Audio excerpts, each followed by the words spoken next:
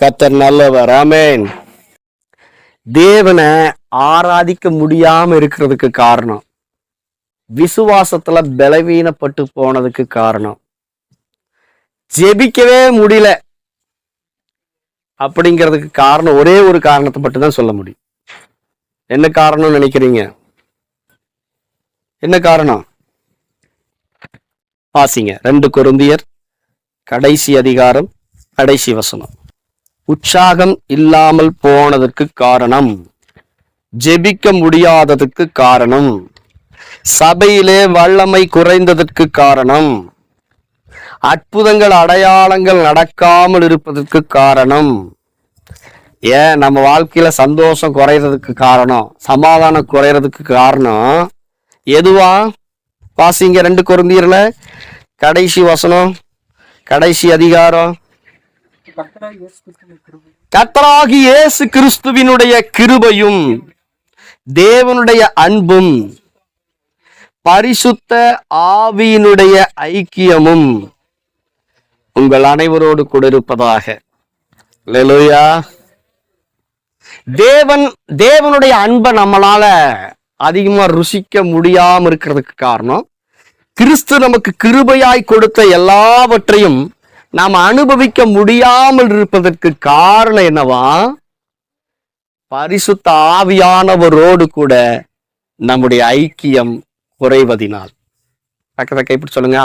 ஆவியானவரோடு ஐக்கியம் குறைஞ்சதுன்னா எல்லாமே குறைஞ்சிரும். பணம் குறைஞ்சிரும், ஆரோக்கியம் குறைஞ்சிரும், பலன் குறைஞ்சிரும், சுகம் குறைஞ்சிரும். எல்லாமே குறையறதுக்கு காரணம் என்னவா? பரிசுத்த ஆவியானவரோடு கூட நாம் ஐக்கியத்தை குறைச்சதுனால. இயேசு கிறிஸ்து நமக்காக கல்வாரி சிலுவையிலே ரத்தம் சிந்தி உயிரை கொடுத்தார். எதற்காக சொல்லுங்க ஒவ்வொன்னா.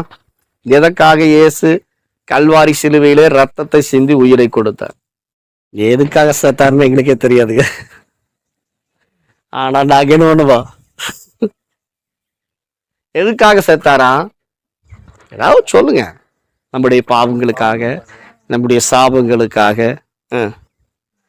நம்முடைய தரித்திரங்களுக்காக. என்ன சொன்னோம்? நாம என்ன தியானிச்சோம்? நாம நீதிமான்கள் ஆகும்படிக்கு அவர் பாவியானார், நாம் ஆசீர்வதிக்கப்படும்படிக்கு அவர் சாபமானார், நாம் ஐஸ்வர்யவான்கள் ஆகும்படிக்கு அவர் தரித்திரரானார் அப்படின்னு தான் நம்ம எல்லாம் என்ன பண்ணிட்டு இருந்தோம்? தியானிச்சுட்டு இருந்தோம். அதை விட முக்கியமானது, நம்ம பாவத்தை விட, நம்ம சாபத்தை விட, தரித்திரத்தை விட ஒரு முக்கியமான காரியத்துக்காக அவர் மரித்தார். எதுக்கு தெரியுமா? அவரே நமக்குள்ள வாழ்வதற்கு. அவரே நமக்குள்ள வாழ்றதுக்காகத்தான் அவர் கல்வாரி சிலுவையில மரித்தார்.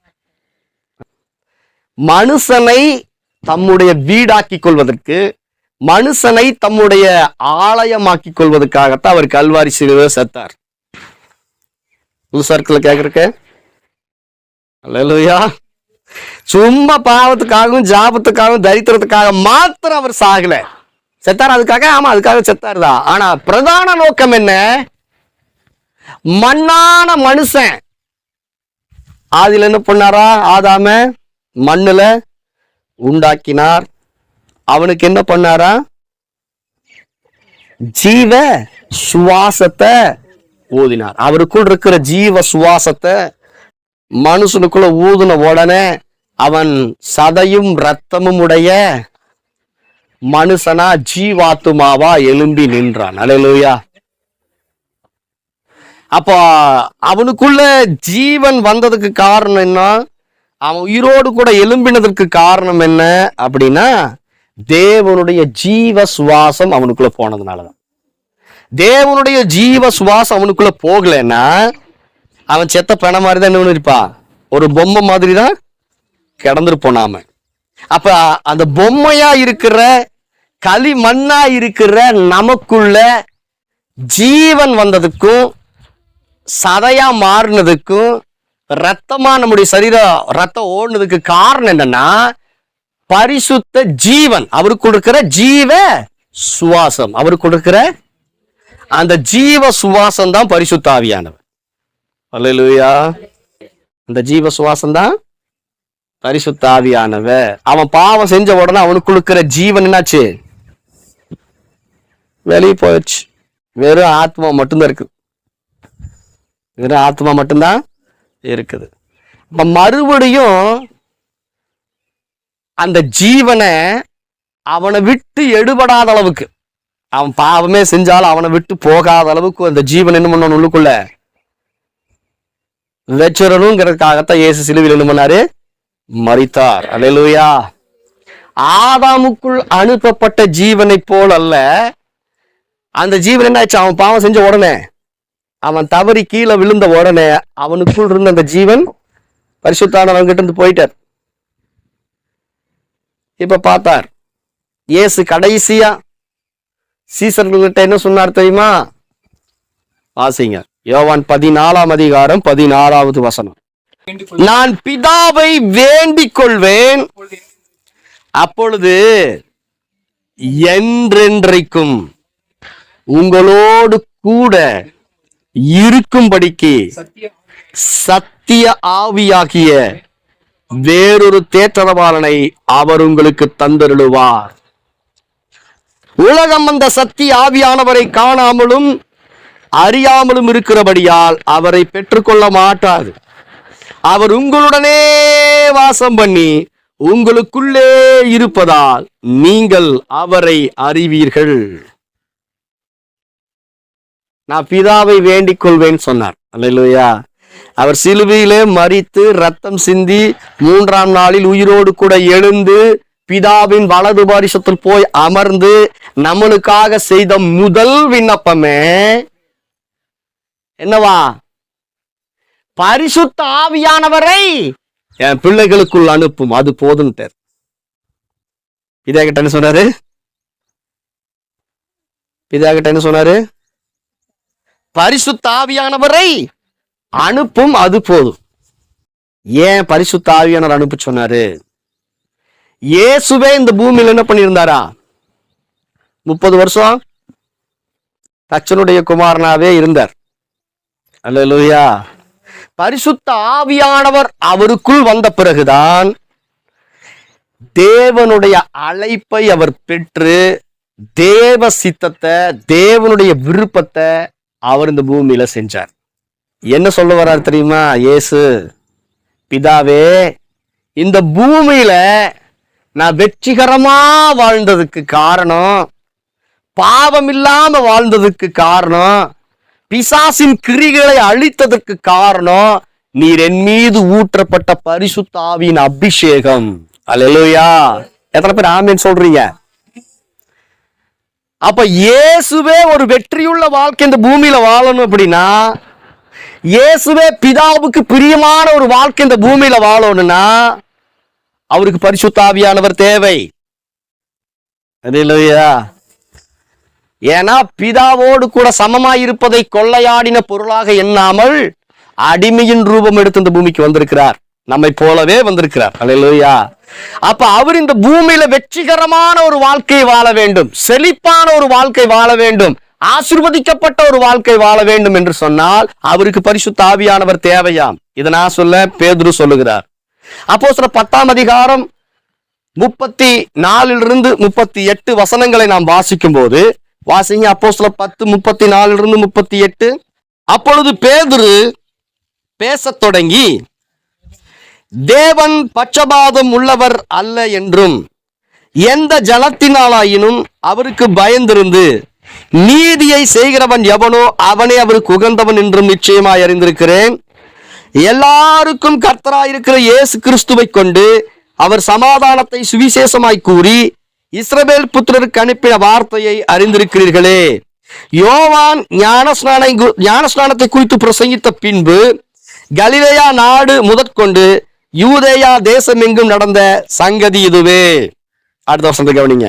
நஸ்ரேனாகிய இயேசுவை தேவன் பரிசுத்த ஆவியினாலும் வல்லமையினாலும் அபிஷேகம் பண்ணினார்.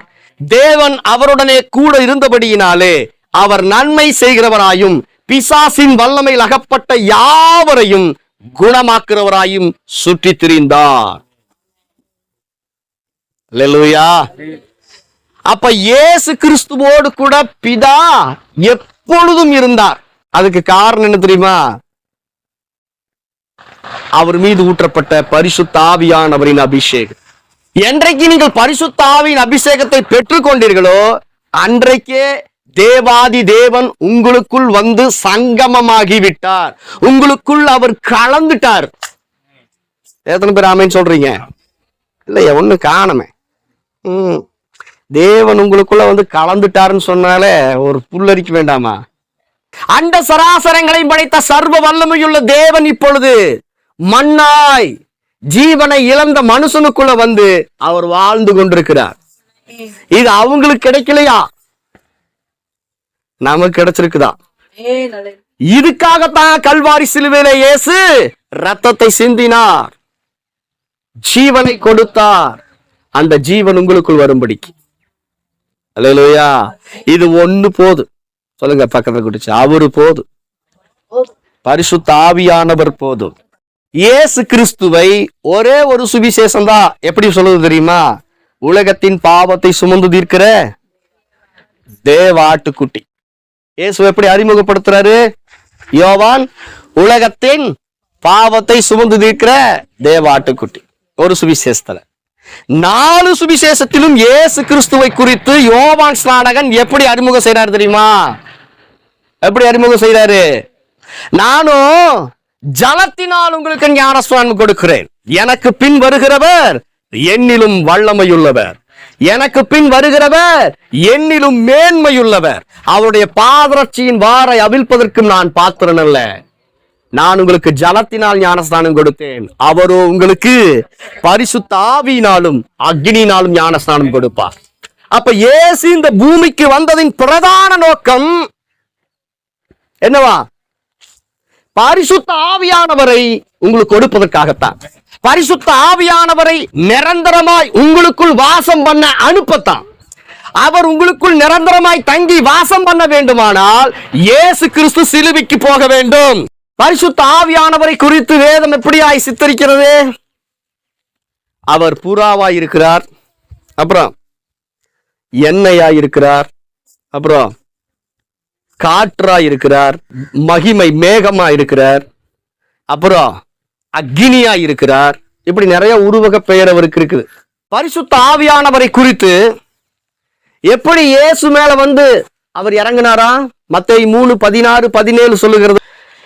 இயேசு ஞானஸ்நானம் பெற்று ஜலத்திலிருந்து கரையேறின உடனே இதோ வானம் அவருக்கு திறக்கப்பட்டது, தேவ ஆவி புறாவை போல் இறங்கி தம்மேல் வருகிறதை கண்டார். அல்லேலூயா. யோவான் ஸ்நானகன் சொல்லுகிறார், நானும் இவரை அறியாதிருந்தேன். யோவான் 1:31 வசனத்திலிருந்து நான் வாசிச்சோம்னா 29 வாசிச்சிருங்க. 29 33 வரைக்கும் நான் வாசிக்கும் போது அங்கே சொல்லப்பட்டிருக்கிறது, மறுநாளிலே யோவான் இயேசுவை தன்னிடத்தில் வரக்கண்டு, இதோ உலகத்தின் பாவத்தை சுமந்து இருக்கிற தேவாட்டுக்குட்டி, எனக்கு பின் ஒருவர் வருகிறார், அவர் எனக்கு முன்னிருந்தபடியால் என்னிலும் மேன்மையுள்ளவர் என்று நான் சொன்னேனே, அவர் இவர்தான். நானும் இவரை அறியாதிருந்தேன். நானும் இவரை அறியாதிருந்தேன். இவர்தான் தேவாட்டுக்குட்டி, இவர்தான் மேசியா அப்படின்னு எனக்கே தெரியாது. எப்ப தெரிஞ்சது தெரியுமா? இவர்தான் உலக ரட்சகர், இவர்தான் மேசியா, இவர்தான் தேவனுடைய குமாரன், இவர்தான் உலகத்தின் பாவத்தை சுமந்து இருக்கிற தேவாட்டுக்குட்டி அப்படிங்கிற விஷயம் எனக்கு எப்ப தெரிஞ்சது அப்படின்னா, நானும் இவரை அறியாதிருந்தேன், இவர் இஸ்ரவேலுக்கு வெளிப்படும் பொருட்டாக நான் ஜலத்தினாலே ஞானஸ்நானம் கொடுக்க வந்தேன் என்றான். பின்னும் யோவான் சாட்சியாக சொன்னது, ஆவியானவர் புறாவை போல வானத்திலிருந்து இறங்கி இவர் மேல் தங்கினதை கண்டேன். நானும் இவரை அறியாதிருந்தேன், ஆனாலும் ஜலத்தினால் ஞானஸ்நானம் கொடுக்கும்படி என்னை அனுப்பினவர் ஆவியானவர் இறங்கி யார் மேல் தங்குவதை நீ காண்பாயோ அவரே பரிசுத்த ஆவியினால் ஞானஸ்நானம் கொடுக்கிறவர் என்று எனக்கு சொல்லியிருந்தார். பிதா யோவான் ஸ்நானகனுக்கு ஒரு அடையாளத்தை காண்பித்திருந்தார். என்னைக்குமே யூதர்கள் அடையாளத்தை கேட்பார்கள். யோவான் ஸ்நானகன் ஞானஸ்நானம் கொடுக்கும்படி, ஜலத்தினாலே ஞானஸ்நானம் கொடுக்கும்படிக்கு இந்த பூமிக்கு வந்தவர். அவருக்கு பிதா ஒரு வெளிப்பாட்டை கொடுத்திருந்தார். என்ன வெளிப்பாடு? யோவான் ஸ்நானகனுடைய ஜெபம் என்ன? பரிசுத்த ஆவியினாலும் அக்னினாலும் ஞானஸ்நானம் கொடுக்க வருவார் ஒருவர். அவர்தான் மேசியா, அவர்தான் தேவகுமாரன், அவர்தான் என்னுடைய நேசகுமாரன். எப்படி பிதாவே நான் அவரை அறிந்து கொள்வது? அவர்தான் மேசியான்னு சொல்லி, அவர்தான் தேவகுமாரன் என்று சொல்லி, அவர்தான் உலகத்தின் பாவத்தை சுமந்திருக்கிற தேவாட்டுக்குட்டி என்று சொல்லி நான் எப்படி அறிந்து கொள்வது? எப்படி எனக்கு தெரியும்? நான் உனக்கு ஒரு அடையாளத்தை காண்பிக்கிறேன். என்ன அடையாளம் பிதாவே? பரிசுத்த ஆவியானவர் புறாவை போல் யார் மேல் வந்து தங்குவதை நீ காண்கிறாயோ அவர்தான் பரிசுத்த ஆவியினால் ஞானஸ்நானம் கொடுக்கிறவர்.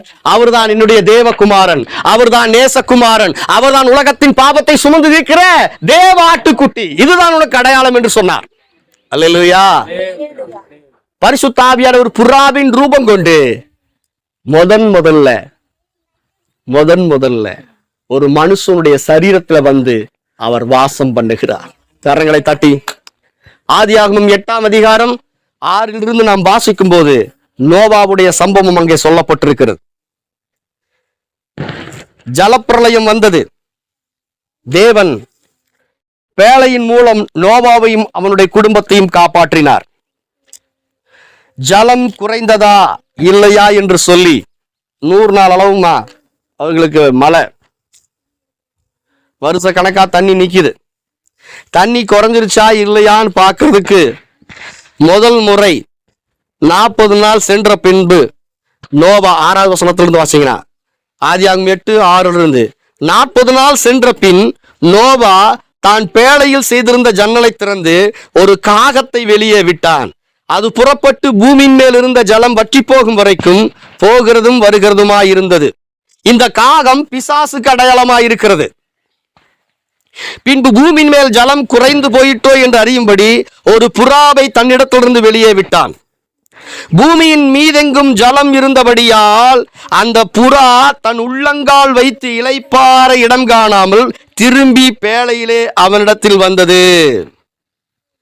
புறா யாருக்கு ஒப்பனையா இருக்கிறது? பரிசுத்த ஆவியானவருக்கு ஒப்பனையா இருக்கிறது.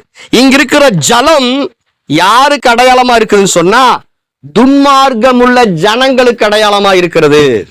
வெளிப்படுத்தல் 17ஆம் அதிகாரத்துல 11வது வசனத்தை வாசிக்கும் போது ஜலம் பூமியில் இருக்கிற ஜனங்களை குறிக்கிறது.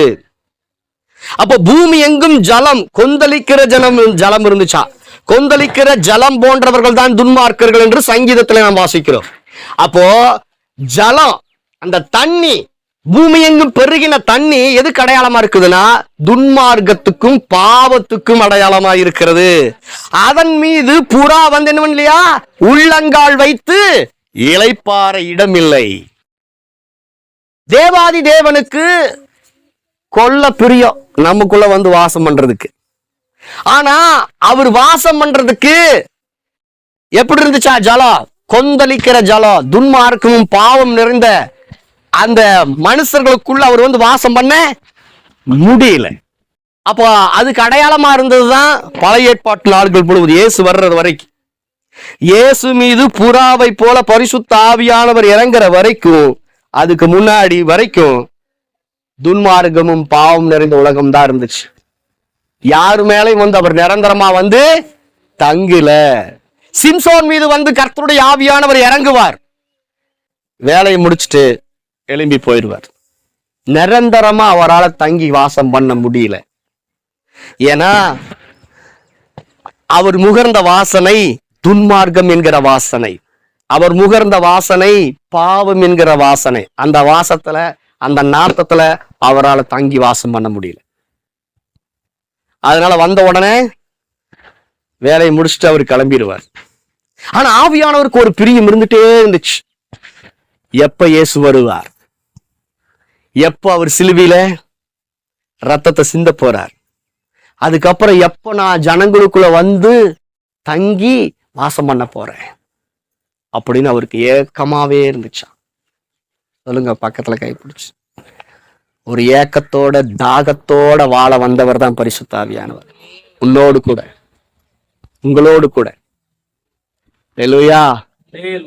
அதுக்கு இயேசு வர வேண்டும். யார் வரணும்?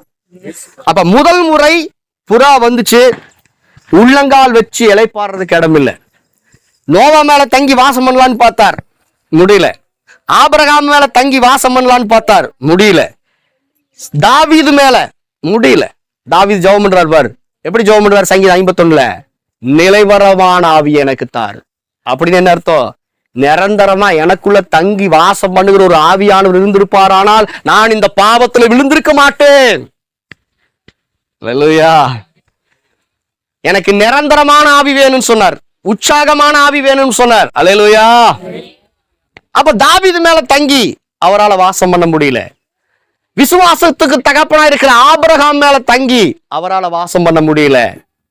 தீர்க்கதரிசிகளுக்கெல்லாம் தகப்பனா இருக்கிற எலியாவின் மீது தங்கி அவரால் வாசம் பண்ண முடியல. நியாயப்பிரமாணத்துக்கு தகப்பனா இருக்கிற மோசேயின் மீது தங்கி அவரால் வாசம் பண்ண முடியல. என் மகிமையை நீ பார்க்கலாம், அவ்வளவுதான்.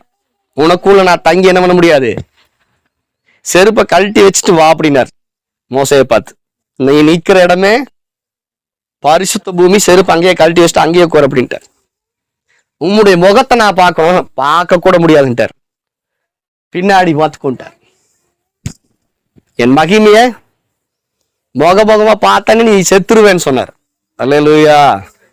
அப்படித்தான் இருந்துச்சு. அப்பேற்பட்ட தேவன், சேரக்கூடாத ஒளியில வாசம் பண்ணுகிற தேவன், மனுஷனை தனக்கு ஆலயமாக்கி கொள்ள, மனுஷனை தனக்கு உறைவிடமாக்கி கொள்ள அவர் ஆசையா இருந்தார். இது எப்படி சாத்தியமாகும்?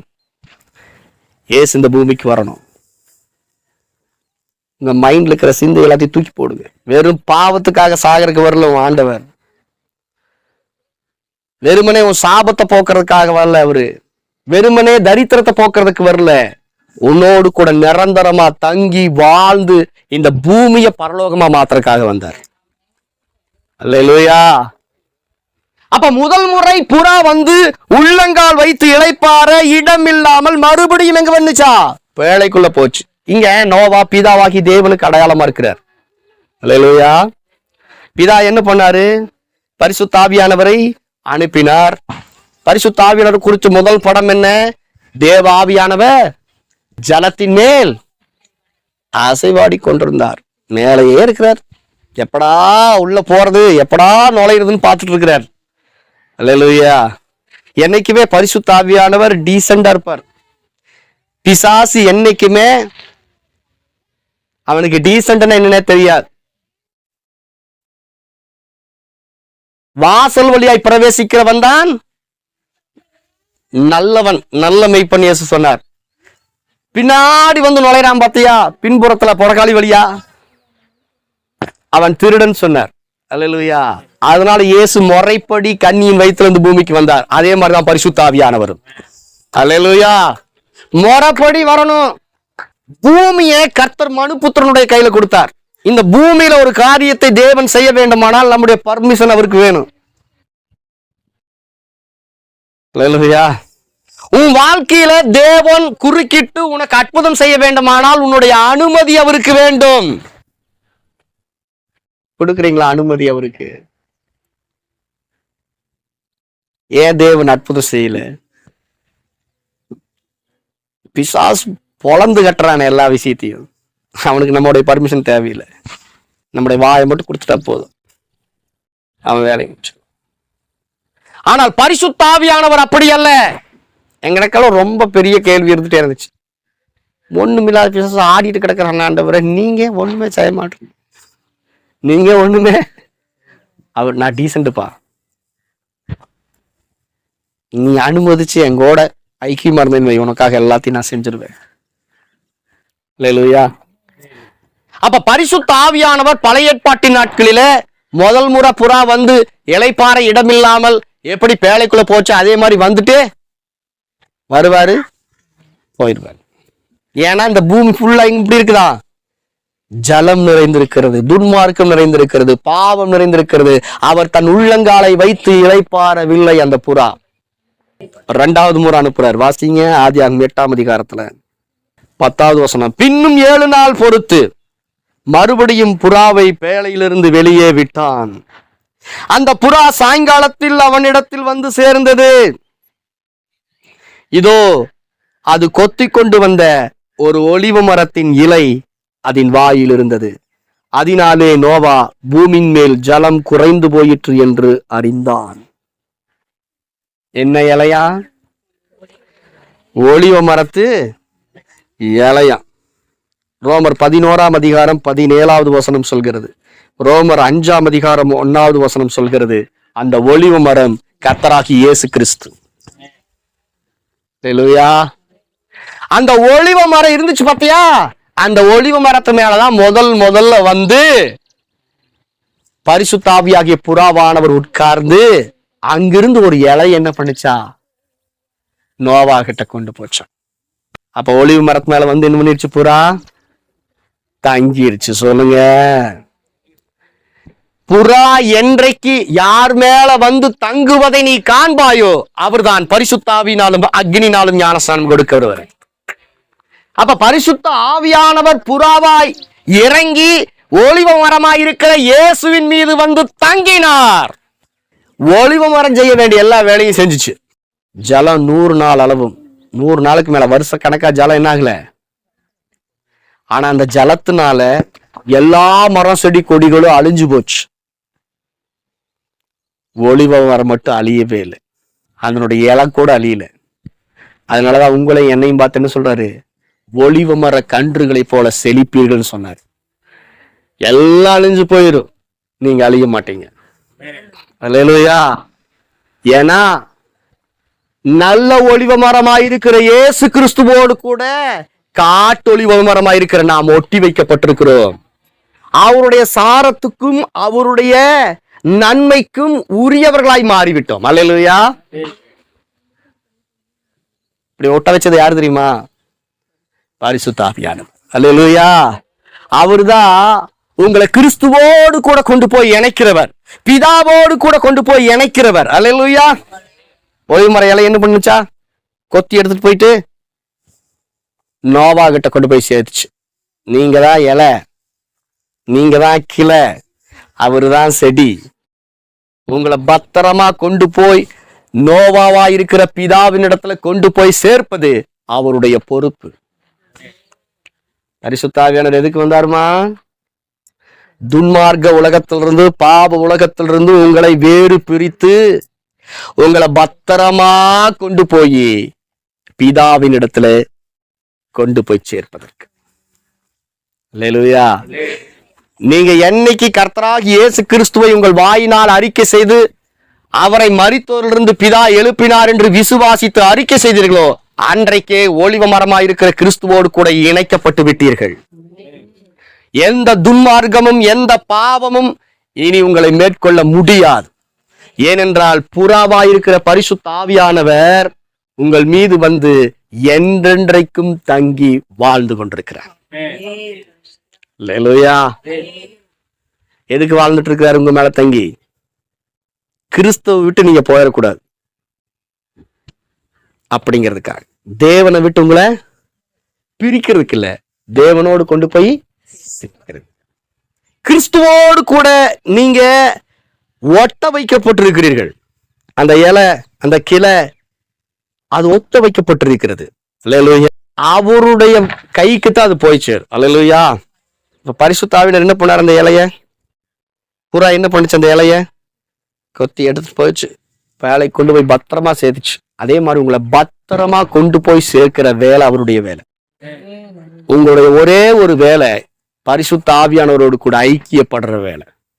அதனாலதான் இயேசு சொல்றாரு, என்றென்றைக்கும் உங்களோடு கூட தங்கி வாசம் பண்ணும்படிக்கு அவரை நான் அனுப்புறேன். வசனம் சொல்லுது ஒரு மொழிபெயர்ப்புல, அவர் அனதர் சேவியரா, டிட்டோ லைக் ஜீசஸ் கிரைஸ்ட், இயேசு கிறிஸ்துவ போலவே உங்களுக்கு நல்ல நண்பரா பெஸ்ட் ஃப்ரெண்ட் அவர். உங்க மேல அவ்வளவு அக்கறையும் வாஞ்சையும் தாகமா இருந்து பொறுப்பா இருந்து உங்களை கவனிச்சுட்டு இருக்கிறாரா? அவ்வளவு அக்கறையும் பொறுப்பும் உள்ள அவரை அவரோடு கூட உங்க நேரத்தை எவ்வளவு நேரம் செலவு பண்றீங்க? உங்களை இந்த துன்மார்க்க உலகத்திலிருந்து பாப உலகத்திலிருந்து காப்பாத்தி பத்திரமா பிதாவின் இடத்துல கொண்டு போய் சேர்க்கறதுக்கான உத்தரவாதத்தை அவர் எடுத்துக்கொண்டிருக்கிறார். அவரோடு கூட நீங்கள் எவ்வளவு மணி நேரம் செலவு பண்ணுகிறீர்கள்? அட்லீஸ்ட் அவரை துக்கப்படுத்தாத அளவுக்காவது வச்சிருக்கிறீங்களா? அவர் உங்களோடு கூட இருக்கிறார் என்கிற உணர்வு உங்களுக்கு இருக்கிறதா?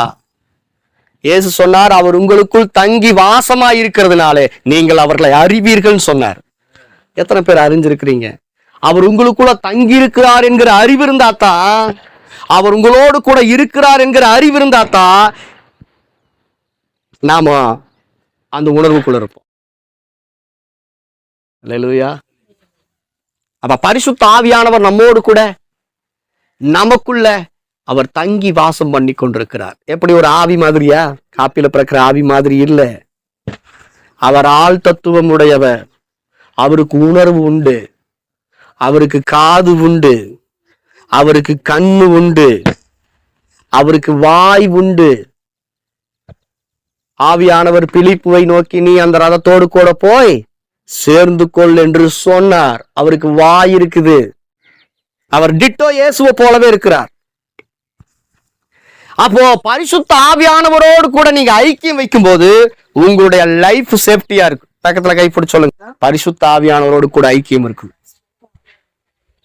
அப்பனாதான் இந்த பொல்லாத உலகத்திலிருந்து நீங்கள் காப்பாற்றப்பட்டு பரலோகத்துக்கு கொண்டு செல்லப்படுவீர்கள். எதுக்காக இயேசுவை ஏற்றுக்கொண்டீங்க? நாங்க நல்லா இருக்கணும். அதுக்காக இயேசுவை நீங்க நல்லா இருக்கணும்னா, நல்லபடியா போய் சேரணும்னா அவர்கிட்ட பரிசுத்த ஆவியானவரோடு கூட ஐக்கியம் வச்சிருக்கணும். இயேசு தன்னுடைய உடன்படிக்கையின் ஒரு வாக்கு தத்தமா இதை கொடுக்கிறார். உடன்படிக்கை பத்தி நான் உங்களுக்கு சொல்லி கொடுத்துருக்கிறேன். அவருடைய புது உடன்படிக்கையின் ஒட்டுமொத்த சாராம்சமே என்னன்னா, பரிசுத்த ஆவியானவரை உங்களுக்குள்ள அனுப்புறது தான்.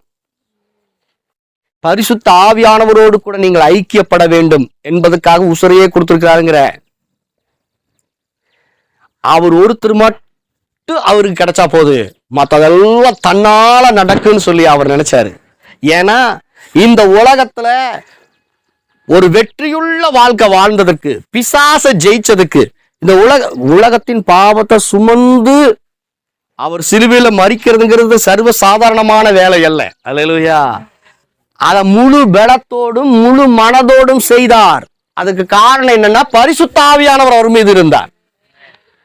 வெற்றிகரமா தன்னுடைய ஊழியத்தை செஞ்சு முடிச்சார். வெற்றிகரமா தன்னுடைய ஓட்டத்தை முடிச்சார். காரணம் பரிசுத்த ஆவியானவர்.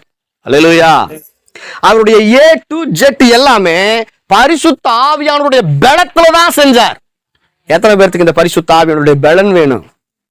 உங்களுடைய ஓட்டம், உங்களுடைய தொடக்கம் முதல் முடிவு வரை அவர் உங்களை வெற்றிகரமா நடத்தணும் அப்படின்னா பரிசுத்த ஆவியானவர் வேணும். அதனாலதான் அப்போஸ்தலனாகிய பேதுரு சொல்லுகிறார், நசரேயனாகிய இயேசுவை தேவன் பரிசுத்த ஆவியினாலும் வல்லமையினாலும் அபிஷேகம் பண்ணினார். அப்ப நசரேயனாகிய இயேசு கிறிஸ்துவுக்கே பரிசுத்த ஆவியினுடைய அபிஷேகமும் ஐக்கியம் அவசியப்பட்டிருக்கிறது. உங்களுக்கு எனக்கு எத்தனை அதிகம் தேவைப்படுது? இப்ப நசரேயனாகிய இயேசுவை தேவன் பரிசுத்த ஆவியினாலும் வல்லமையினாலும் அபிஷேகம் பண்ணினார். உங்களையும் என்னையும் தேவன் பரிசுத்த ஆவியினாலும் அக்னியினாலும் அபிஷேகம் பண்ணினார். அப்ப பரிசுத்த ஆவியினுடைய அக்னியின் அபிஷேகம் உங்க மேல இருக்கும்போது எந்த பிசாசும் உங்களை தொட முடியாது. உணர்றீங்களா? ஃபீல் பண்றீங்களா? இயேசு கிறிஸ்து ஒவ்வொரு நாளும் 1000 தடவைக்கு மேல சொன்னாரா? எத? கர்த்தராகிய தேவனுடைய ஆவியானவர் என் மேல் இருக்கிறார். சொல்றீங்களா? ஒரு நாளாவது சொல்றீங்களா? ஒரு முறையாவது சொல்லிருக்கீங்களா? கர்த்தராகிய தேவனுடைய ஆவியானவர் என் மேல் இருக்கிறார் சொல்லிருக்கீங்களா? சொல்லுங்க. இன்னைக்காவது, இன்று முதலாவது சொல்லுங்க. கர்த்தருடைய ஆவியானவர் உங்க மேல இருந்தாருன்னா, இருக்கிறாரா? இருக்காருன்னு சொல்றவங்களா ஆமேன்னு சொல்லுங்க. உங்களை விட்டு விலகிட்டாரா? விலக மாட்டார். ஏன்னா பிதா வாக்குத்தத்தம் பண்ணியிருக்கிறார். கிறிஸ்து அதை நமக்கு அனுப்பி கொடுத்திருக்கிறார். உடன்படிக்கை செஞ்சு அதை நம்ம மேல முத்திரையா போட்டிருக்கிறார். அல்லேலூயா. அவர் வாக்கு மாறவே மாட்டார். என்றென்றைக்கும் பரிசுத்த ஆவியானவர் உங்களுக்குள்ள தங்கி வாசம் பண்ணுகிறார். இதை உங்க மண்டைக்கு சொல்லி கொடுங்க. கர்த்தருடைய ஆவியானவர் கர்த்தருடைய ஆவி எங்கேயோ அங்க விடுதலை. இதுல நான் கட்டப்பட்டிருக்கணும் அவசியம் இல்லை. இந்த பிரச்சனையில, இந்த போராட்டத்துல, இந்த வேதனையில நான் கட்டியிருக்கணுங்கிற அவசியம் இல்லை. பிரச்சனையும் போராட்டமும் பாடுகளும் பாவமும் ஒரு கயிறு மாதிரி நம்மள என்ன பண்ணிக்குது, கட்டி வச்சிருக்குது. பாவம்,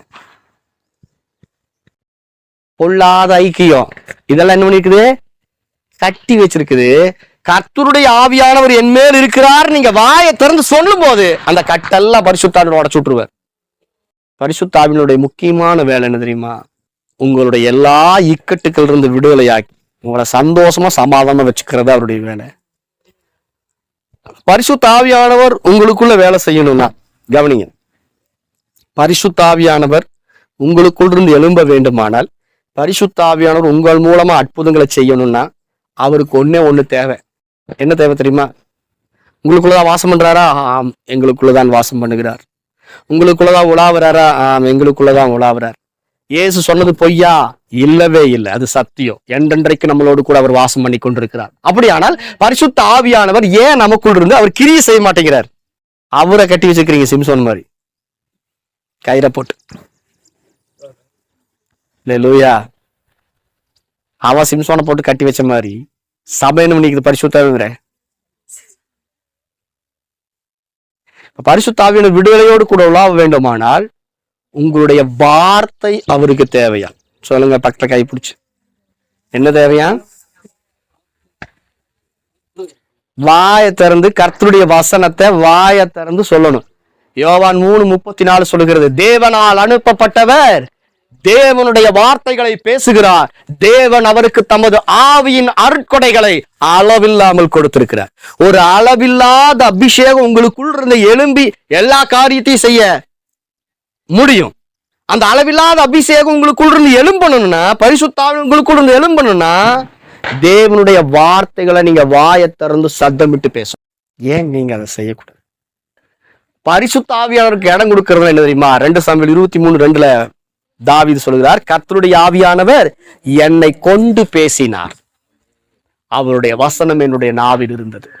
அப்ப பரிசுத்த ஆவியானவருக்கு இடம் கொடுக்கணும்னா வாயை திறந்து கர்த்தருடைய வசனங்களை பேசுறதா ஆவியானவருக்கு இடம் கொடுக்கறது. ஆவியானவருக்கு இடம் கொடுக்கறதுன்னா என்னங்க? ஆவியானவருக்கு இடம் கொடுக்கறதுன்னா கதவை திறந்து வச்சுட்டு ஒரு சேரை போட்டு உட்கார வச்சுட்டு அப்படியே பாக்குறது. எவ்வளவு இடம் கொடுத்துருக்கிறேன், அவ்வளவு இடமெல்லாம் அவருக்கு தேவையில்லை. ஏன்னா இந்த வானத்தையும் பூமி அவரு தான் என்ன பண்ணிருக்காரு, உண்டாக்கி இருக்காரு. அவருக்கு இடம் உங்களுடைய நாவு. எது? நல்ல நாக்க தொட்டு சொல்லுங்க, இந்த நாக்கு பரிசுத்த ஆவியானவர் தங்கி வாசம் பண்ணுகிற ஆலயத்தின் வாசல். இந்த நாக்கை வச்சு தேவனை கட்டி வச்சிடலாம், இந்த நாக்கை வச்சு தேவனை அவுத்து விட்டுறலாம். பரிசுத்த ஆவியானவர் அக்னிமயமான நாவுகள் போல வந்து இறங்கினாரா? அல்லேலூயா. அவர் ஒருமனப்பட்டு ஓரிடத்துல கூடி வந்தார்கள். பிதாவினிடத்துல இயேசு விண்ணப்பம் பண்ணினார். அவர் விண்ணப்பம் பண்ணினார், பிதாவை நான் வேண்டிக் கொள்வேன், பரிசுத்த ஆவியானவர் என்றென்றைக்கும் உங்களோடு கூட தங்கி வாசம் பண்ணும்படி வருவாருன்னு சொன்னாரு. சீசர்கள் 120 பேர் உட்கார்ந்துட்டு இருக்கிறாங்க ஒரு வீட்டுக்குள்ள. அவர் வருவாருன்னு சொல்லிட்டாங்க. ஆனா எப்படி வருவார், என்ன பண்ணுவாருன்னு அவங்களுக்கு தெரியாது. அல்லேலூயா. எப்படி வந்தாரா? அப்போஸ்தலர் 2ஆம் அதிகாரத்துல 1-5 வசனம் வாசிச்சீங்கன்னா, அக்கினிமயமான நாவுகள் போல பிரிந்திருக்கும் நாவுகள் அவர்களுக்கு காணப்பட்டது. எப்படி வந்தாரா? இப்ப வசனம் நிறைவேறிச்சா? நானும் ஜலத்தினால் உங்களுக்கு ஞான ஸ்நானம் கொடுக்க வந்தேன், எனக்கு பின் வருகிறவர் என்னிலும் மேன்மையுள்ளவர், அவர் உங்களுக்கு பரிசுத்த ஆவியினாலும் அக்னியினாலும் ஞான ஸ்நானம் கொடுப்பார். அது பெந்தகோஸ்தே நாள் என்னும் போது அந்த நாள்ல அது நிறைவேறிச்சு. அல்லேலூயா. பரிசுத்த ஆவியினாலும் அக்னியினாலும் சீசர்கள் ஆவியினால் அபிஷேகம் பண்ணப்பட்டார்கள். பரிசுத்த ஆவியானவர் வந்தார். அக்னி எப்படி வந்துச்சு தெரியுமா? அந்நிய பாஷை மூலமா வந்துச்சு. அது அக்னி பாஷையா. அல்லேலூயா. அப்ப பரிசுத்த ஆவியினாலும் அக்னினாலும் ஞானஸ்நானம் பண்ணப்பட்டார்கள். என்ன அர்த்தம்? பரிசுத்த ஆவியினால மூழ்கினாங்க, அந்நிய பாஷைகள்னால மூழ்கினாங்களா. பரிசுத்த ஆவியில மூழ்கிட்டோம், அந்நிய பாஷையில் இன்னும் நீங்க மூழ்கல. அல்லேலூயா. எந்த அளவுக்கு மணிக்கணக்கா தேவனுடைய வசனங்களை பேசுறீங்களோ அந்த அளவுக்கு பரிசுத்த ஆவி உங்களுக்குள்ள இருந்து. உங்களுக்குள்ள பவர் வேணுமா? பக்கத்த பவர் வேணும்னா நல்லா வசனங்களை பேசணும். சொல்லுங்க, வசனங்கள் என்ன பண்ணணும்? சும்மா சாதாரணமெல்லாம் பேசிட்டு இருக்க கூடாது. எது உங்களுக்கு இல்லையோ அதுக்கேற்ற வசனத்தை எடுத்து தொண்டை கிளிய கத்தணும். உங்க மாம்சத்தில் இருக்கிற எல்லா ப்ராப்ளம் மாறாரு. நான் உங்களுக்கு சொல்லுகிற வசனங்கள் ஆவியாயும் ஜீவனாயும் இருக்கிறது. என் வாயிலிருந்து புறப்படுகிற வார்த்தை வெறுமையாய் என்னிடத்துக்கு திரும்பாது, நான் விரும்புகிறதை அது செய்து முடிக்கும் சொன்னார். வானமும் பூமியும் ஒளிந்து போனாலும் அவருடைய வார்த்தை ஒளிந்து போகாது. அந்த வார்த்தையத்தை உங்க நாவல வச்சு நீங்க பேசுறீங்க. அல்லேலூயா. தேவனுடைய ஆவியில நிரம்பி நீங்க தேவனுடைய வார்த்தைகளை பேசும்போது அந்த வார்த்தை உங்களுக்காய் வேலை செய்யும், அற்புதங்களை செய்யும். எது முடியாதுன்னு நினைக்கிறோம் அது முடிய பண்ணும். நல்ல ஆவியில் நிரம்பி அந்நிய பாஷையில பேசிட்டு கர்த்தருடைய வசனங்கள் எடுத்து பேசி பாருங்க. முன்னாடி வியாதி நிக்க முடியாது, உங்க முன்னாடி வறுமை நிக்க முடியாது, உங்க முன்னாடி எந்த மழையும் நிக்க முடியாது, எந்த பர்வதங்களும் நிக்க முடியாது. அல்லேலூயா. விசுவாசித்தேன் ஆகையால் நான் பேசினேன் என்று எழுதியிருக்கிறபடி நாங்களும் அந்த விசுவாசத்தின் ஆவியை உடையவர்களா இருக்கிறபடியால் விசுவாசித்து பேசும். இது ஜபம் பண்ணிருச்சுன்னா உருப்பிட்டுரும். அதனால இது என்ன பண்ணிடுவோம், தூங்க விட்டுட்டு செல்போன் நோண்ட விட்டுச்சுன்னா, செல்போன் எடுக்கும்போது பிசாசுடைய கரத்துக்குள் போயிடுறீங்க. வேதத்தை எடுக்கும்போது தேவனுடைய கரத்துக்குள்ள வந்துடுறீங்க. அல்லேலூயா. செல்போன் எடுக்கலாம், தேவனுடைய காரியம் அதில் இருக்குதான்னு பார்த்து அதுக்குள்ள போகணும். வசனம் சொல்லுது, ஏற்ற காலத்தில் நான் உங்களை உயர்த்தும்படிக்கு என்னுடைய பலத்த கரத்தில் அடங்கி இருங்கள். ஏற்ற காலம் ஒன்று இருக்குது உன்னை உயர்த்துறதுக்கு. அவர் உயர்த்தி வச்சு உன்னை சூப்பரா கொண்டு போகணும்னு விரும்புறாரு. யோசேப்பு குறிச்சு ஒரு திட்டம் தேவனுக்கு இருந்துச்சு. ஏன்? யோசேப்பு தேவன் தன்னோடு கூட இருக்கிறார் என்கிற உணர்வோடு கூட இருந்தான். வேதத்துல பாருங்க, யோசேப்பு எங்கேயும் ஜெபிச்சான்னு எழுதவே இல்லை. எதுக்குன்னு பாருங்க, உங்க பைபிள்ல இருந்தா சொல்லுங்க பார்க்கலாப்பா. ஆபிரகாம் ஜெபம் பண்ணினார், பலிபீடம் கட்டினார். யாக்கோபு இரவு முழுவதும் ஜெபம் பண்ணினார். ஈசாக்கு ஜெபம் பண்ணாரு.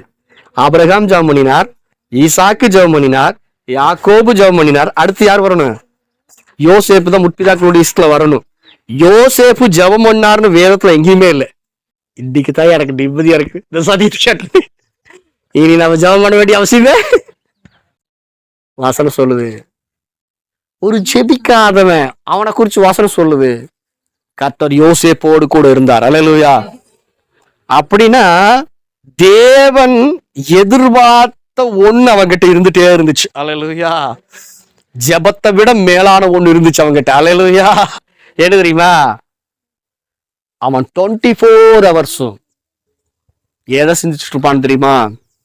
கர்த்தர் என்னோடு கூடவே இருக்கிறார், என் கூடவே இருக்கிறார், என் கூடவே இருக்கிறார். அல்லேலூயா. நீங்க கொண்டு போய் குழியில தூக்கி போட்டாலும் அவர் என்னோடு கூடவே இருக்கிறார். சிறைச்சாலையில தூக்கி போட்டாலும் அவர் என்னோடு கூடவே இருக்கிறார். ஈசாக்கின் பயபக்தி கூறியவர் என்னோடு கூட இருக்கிறார். யாக்கோபின் தேவன் என்னோடு கூட இருக்கிறார். இந்த உணர்வு தான் அவனை உயரத்துல கொண்டு போய் வச்சுது. இன்னைக்கு நம்மளுக்கு என்ன தெரியுமா? ஜெபம் இருக்குது, பைபிள் இருக்குது, ஆனால் தேவன் நம்மோடு கூட இருக்கிறார் என்கிற உணர்வு இல்லை. என் ஜனம் அறிவில்லாமையினாலும் உணர்வில்லாமலும் சங்காரமாகிறது. அறிவு இருக்குது, உணர்வு இல்லை. ஃபீல் பண்ணணுங்க. என்ன பண்ணணும்? 40 நாள் பாசிங் போட்டு வரக்கத்து கத்துறது இல்ல. அவர் நம்மோடு கூட இருக்கிறார் என்கிற உணர்வு இருக்க வேண்டும். அந்த உணர்வு தான் அவனை பாவம் செய்யாதபடிக்கு தடுத்துச்சு. அல்லேலூயா. என்ன சொன்னா தெரியுமா? இத்தனை பெரிய பொல்லாங்கு உடன்பட்டு தேவனுக்கு விரோதமாய் பாவம் செய்வது எப்படி? ஏன்னா 24 hours அவருடைய கண்ணு எம்மேலேயே இருக்குது அப்படிங்கிற உணர்வோடு இருந்தான். தேவன் தன்னோடு கூட இருக்கிறார் என்கிற உணர்வோடு கூட இருந்தான். இவன் நடக்கும் போதே தேவன் என் கூட நடந்துட்டு இருக்கிறார்ங்கிற உணர்வோடு நடந்தான். இவன் பேசும்போதே தேவன் என் மூலமா பேசுறாருங்கிற உணர்வோடு இருந்தான். காலையில எந்திரிச்சு 2 பேர் ஒரு துக்கத்தோடு இருக்கிறாங்க. சொப்பனம் பார்த்துட்டு சிறைச்சாலையில இருக்கிறவங்க எப்படி இருப்பாங்க? சந்தோஷமா இருப்பாங்களா? ஆனா இவன் சந்தோஷமாவே இருக்கிறான். ஏன்? என் தேவன் எங்க இருக்கிறாரோ அங்க எனக்கு சந்தோஷம்தான். தேவன் என்னை சிறைச்சாலையில் போட்டாலும் அங்கதான் இருப்பாரு, எங்க கூட தான் இருப்பாரு. குளிர் தூக்கி போட்டாலும் அவர் எங்க கூட தான் இருப்பாரு. என் தேவன் இருக்கிற இடம் தானே எனக்கு சந்தோஷம். நம்மளுக்கு பணம் இருந்தா தான் சந்தோஷம். ஜபம் இருக்கு, பணம் இல்லைன்னா அவ்வளவு அவுட்டு. இவனுக்கு பணம் இல்லாட்டி பரவாயில்ல, தேவன் என் கூட இருக்கிறாருங்கிற உணர்வு இருந்துச்சு பாத்தியா, அவனை எப்பவுமே சந்தோஷமா வச்சு. யோசப்போட நிலைமையில் யோசிச்சு பண்ணி பாருங்க. 17 வயசு பையன், அப்பா முடியிலேயே செல்லமா வளர்ந்தவன், விதவிதமா ட்ரெஸ், விதவிதமான சாப்பாடு, ஒரு ராஜ இளவரச மாதிரி இருந்தான். ஏன்னா ஆபிரகாமுடைய சொத்து, ஈசாக்குடைய சொத்து, யாக்கோபுடைய சொத்து பூமியை தாங்கக்கூட அளவுக்கு இருந்தது. ராஜாக்கள் இவங்க கிட்ட வந்து கடன் வாங்கிட்டு போனது. ஒரு ராஜகுமாரனை விட அதிகமா வாழ்ந்தவன் யோசேப்பு. இப்ப எல்லாத்தையும் இழந்து என்ன பண்ணிட்டு இருக்கிறான்? ஒரு அடிமையாக்கப்பட்டிருக்கிறான். சூழ்நிலை எப்படி இருக்குது? ரொம்ப மோசமா இருக்குது. ஆனா கர்த்தர் யோசேப்போடு இருந்தார். அவனுக்கு தெரியும் எல்லாம் நம்மளை விட்டு ஒரு நாள் போயிரும், கர்த்தர் தான் நம்மளை விட்டு பெண்டைக்குமே போக மாட்டார். கடைசி வரை அவர் தான் நம்மளோட. அந்த உணர்வுலயே இருந்தாங்க. நீங்க ஜெபம் பண்ணீங்கன்னா எவ்வளவு மணி நேரம் உணர்வோடு இருப்பீங்க? 1 மணி நேரம் ஜெபம் பண்றீங்கன்னா அதுல 10 நிமிஷம் தேவன் நம்மோடு கூட இருக்கிறார், அவர் பார்க்கிறார் அப்படிங்கிற அந்த பிரசன்னத்தை உணர்ந்து ஒரு 10 நிமிஷம் உணர்வீங்கன்னு நினைக்கிறேன் நான். ஆனா இவன் 24 ஹவர்ஸும் தேவ பிரசன்னத்தை உணர்ந்துட்டே இருந்தான். அல்லேலூயா. சொல்றேன், இப்ப சுருக்கமா உங்களுக்கு சொல்லி கொடுக்குறேன். யோசேப்பு 24 ஹவர்ஸும் தேவனோடு கூட பேசிட்டே இருந்தான். அப்படின்னு என்ன அர்த்தம்? 24 ஹவர்ஸ் அவன் ஜெபம் பண்ணிட்டு இருந்தான். அல்லேலூயா. ஜெபம் பண்ணலன்னு சொன்னோன்னே சந்தோஷப்பட்டீங்களே, இப்ப ஏன் சந்தோஷப்பட மாட்டீங்க? அந்த உணர்வு இருந்துட்டே இருந்துச்சு. கர்த்தர் என்னோடு இருக்கிறார், கர்த்தாவே நீர் என்னோடு கூட இருக்கிறீர், ஸ்தோத்திரம். சிறைச்சாலை போட்டாலும் நீர் என்னோடு இருக்கிறீர், ஸ்தோத்திரம். சொல்றீங்களா? 2 பேர் காலையில் எந்திரிச்சு துக்கத்தோடையும் கலக்கத்தோட இருக்கிறேங்க. அவன் மூஞ்சி பார்த்து கேட்கிற அளவுக்கு இருந்தான் பாருங்க. ஏன் துக்கமா இருக்கிறீங்கன்னு கேட்கிறான். ஓ, சிறைச்சாலையில எல்லாருமே பிரச்சனைகள் இருக்கிறாங்க. நீங்க என்ன நினைக்கிறீங்க? எனக்கு மட்டும்தான் பிரச்சனை, தலைக்கு மேல இருக்கு, யாரு நம்மள விசாரிக்கிறது இல்லை, யாரு அப்படி நினைக்கிறவன் உலகத்தான். இவங்க 2 பேரும் சொப்பனம் பார்த்துட்டு அப்படியே கதி கலங்கி நின்றுட்டு இருக்கிறாங்க. நம்மளை யாரும் விசாரிக்க மாட்டாங்களா, நம்மளை யாரும் கவனிக்க மாட்டாங்களான்னு. யோசேப்பு சிறைச்சாலையில தான் இருக்கிறான், அவன் போய் விசாரிக்கிறான் பாரு. ஏன் இன்னைக்கு உங்களுடைய முகங்கள் துக்க முகமா இருக்குது? யோசேப்பு தான் போய் பண்ணு. மத்தவங்கள நம்ம நிலைமை, மத்தவங்க தான் நம்மளை பார்த்து ஏன் துக்க முகமா இருக்கிறீங்க? இப்ப யோசேப்போடு கூட தேவன் இருந்தார். அல்லேலூயா. துக்கம் வருமா? வரும். கவலை வருமா? வரும். இவனுக்கு இல்லாத கவலையா? சின்ன வயசுலயே தாயை இழந்துட்டான். சின்ன வயசுல அவங்க அம்மா செத்து போச்சு. அவன் சகோதரர்கள் எல்லாருமே இவனை அற்பமா எண்ணுனாங்க, பரியாசம் பண்ணாங்க. அவங்கதான் என்ன பண்ணாங்க? அடிச்சு தூக்கி குழியில தூக்கி போட்டது. அவங்கதான் இவங்களை வித்தது. எவ்வளவு வேதனை, எவ்வளவு துக்கம். அவங்க அப்பாவை நினைச்சு அழுதுருக்க மாட்டான்னு நினைக்கிறீங்களா? அழுதுருப்பான். எல்லா வேதனையும் துக்கம் கவலை இருந்துச்சு. இருந்தாலும் அதுக்கு மேல கர்த்தர் அவனோடு இருந்தாருங்கிறதா அவனுக்கு சந்தோஷம். அல்லேலூயா. இவன் போய் விசாரிச்சு துக்க முகமா இருக்காதீங்க, என்ன துக்கம் சொல்லுங்க, நான் தீர்த்து வைக்கிறேங்கிறா. நான் தீர்த்து வைக்கிறேங்கிறா. அல்லேலூயா. அப்படி வருமா உங்களுடைய எண்ணம்? எப்போ வரும் தெரியுமா? தேவன் நம்மோடு கூட இருக்கிறார், பரிசுத்த ஆவியானவர் நம்மோடு கூட இருக்கிறார் என்கிற உணர்வு நமக்கு இருந்துச்சுன்னா மற்றவங்களுடைய துக்கத்தை ஈஸியா போய்க்கிடலாம். வசனம் என்ன சொல்லுது? கர்த்தராகி தேவனுடைய ஆவியானவர் என் மேல் இருக்கிறார். எதுக்கு இருக்கிறாரா? தரித்திரருக்கு சுவிசேஷத்தை பிரசங்கிக்கும்படி என்னை அபிஷேகம் பண்ணினார். அடுத்த வசனம், இருதயம் நறுங்கொண்டவர்களை சுகமாக்குவதற்கு. இருதயம் நறுங்கொண்டவர்களை சுகமாக்குவதற்கு, சிறைப்பட்டவர்களுக்கு விடுதலையை கொடுக்கும்படிக்கு, கட்டுண்டவர்களை விடுதலை செய்யும்படிக்கு, கர்த்தருடைய அனுகிரக வருஷத்தை அவங்களுக்கு சொல்றதுக்கு, நல்லதை சொல்றதுக்கு, நன்மை செய்யறதுக்கு. இதுக்குதான் பரிசுத்த ஆவியானவர் நம்ம மேல் இருக்கிறார். அல்லேலூயா. இருக்கீங்களா? முதல்ல பரிசுத்த ஆவியானவர் உங்களை காப்பாத்துவார். பயப்படாதீங்க, பரலோகம் எல்லாரும் போயிடலாம். அதுக்காக ரொம்ப பிரயாசப்படாதீங்க. இந்த பூமியில உங்களை கொண்டு வந்து வச்சதுக்கான ஒரு பர்பஸ் இருக்குது, நோக்கம் இருக்குது. இப்ப என்ன சொல்றாங்க தெரியுமா? எல்லா டிவிலையும் நீ உன்னை காப்பாத்திக்கோ. நான் சொல்லிட்டேன், என்னால காப்பாற்ற முடியாது ஐயா. என்ன நானே காப்பாத்திக்கிற மாதிரி ஏசு எனக்கு இருக்குயா? ஏசு எனக்கு தேவையில்லையா? என்ன நான் காப்பாத்திக்கிறதுக்கு எனக்கு தெரிஞ்சிருந்ததுன்னா ஏசு எனக்கு தேவையில்லை. இவனே குடிய விட முடியாம தான் வர்றான். நீ குடிய விட்டாப்பா அப்படின்னா அவன் ஒண்ணு முடியாது அவனால. நீ குடிய விட்டாத்தான் ஏசு அற்புதம் செய்வாரு அப்படின்னா அவன் சொல்றான், யோ குடிய விடணுங்கிறதுக்காகத்தான் நான் வந்திருக்கிறேன். அதுல இருந்து காப்பாத்துவாருன்னு தான் நம்பி வந்திருக்கிறேன். நீ அதுல இருந்து காப்பாற்றப்பட்டாதான் ஏசுனை காப்பாத்துவாருன்னா என்ன அர்த்தம் இது? அப்ப பரலோகம் போறதுக்காக மாத்திரம் இல்ல, பரலோகத்தை கொண்டு போய் புறா என்ன பண்ணுச்சு, இந்த இலைய நோவா கையில கொண்டு போய் சேர்த்திரு. அதுக்கு பயப்பட வேண்டாம். அதுக்காகலாம் பயந்துட்டு இருக்காதீங்க. அப்படி நீங்க பயந்தாலே பரலோகம் போக மாட்டீங்க. முதல்ல நரகத்துல தள்ளுற லிஸ்ட்ல முதல்ல யாராவது தெரியுமா? பயப்படுகிறவர்களும் அவிசுவாசிகளும். உங்களுக்கு அவிசுவாசம் இருந்தா தான் பயம் வரும். அவிசுவாசம் இருந்தா தான் நான் போய் சேருவேனா பரலோகத்துக்கு? பிசாசுடைய தந்துறது. அல்லேலூயா. நீ இதையவே சிந்திச்சுட்டு நான் போவனா, என் பிள்ளை போகுமா, என் குடும்பம் போகுமா, இதையவே சிந்திச்சுன்னா மற்றதெல்லாம் சிந்திக்க மாட்டேன்.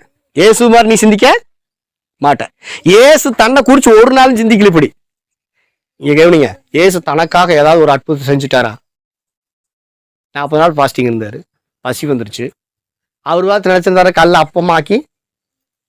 தனக்காக ஒரு அற்புதத்தையும் அவர் செய்யவே இல்லை. தன்னை குறிச்சு அவர் யோசிக்கவே இல்லை. அல்லேலூயா. ஒட்டுமொத்த உலகத்தின் பாவம் அவருமே வரப்போகுது. கண்டிப்பா நரகத்துக்கு அவர் போகணும். போனாரா?